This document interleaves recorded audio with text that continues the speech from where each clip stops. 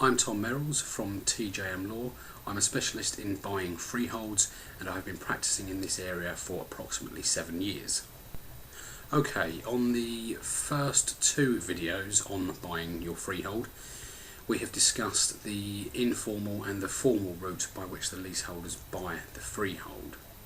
In this video we flip the situation on its head and look at the situation whereby the freeholder instigates the selling of the freehold to the leaseholders.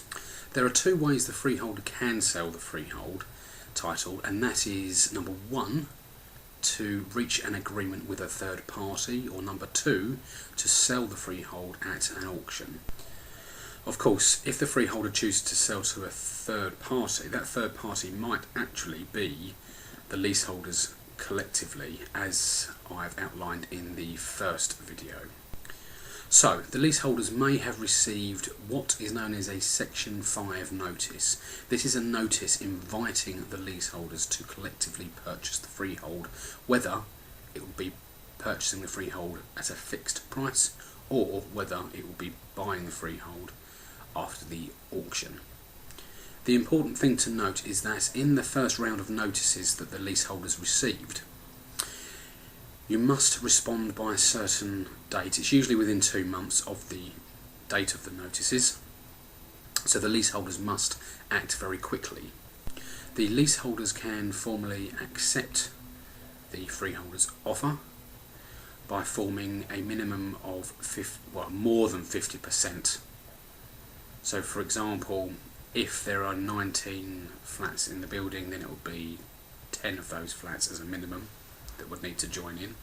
If there were 20 flats in the building, it would need to be 11 flats as a minimum that would need to join in. So once we've formed a majority of leaseholders, we then serve the notice of acceptance on the freeholder, and then what happens after that is there is a further period of 2 months within which we must serve what is known as a notice of nomination on the freeholder. Now, all the notice of nomination does is to nominate persons or a company, if you choose to set up a company. More of that in my frequently asked questions and information sheets. You nominate the company or the persons that will acquire the freehold. If the freehold is being sold at an auction, then we must also serve a notice of election on the freeholder. Quite simply, once we've served those notices, then if the freeholder is being sold by way of fixed agreement, a fixed price, then the matter just moves on to the conveyancing stage, where the transfer is drawn up and agreed, and then completed, and then there's the land registry aspect. If, however, the freehold title is being sold at an auction, then first of all the leaseholders should not bid at the auction, because that will only succeed in pushing up the purchase price.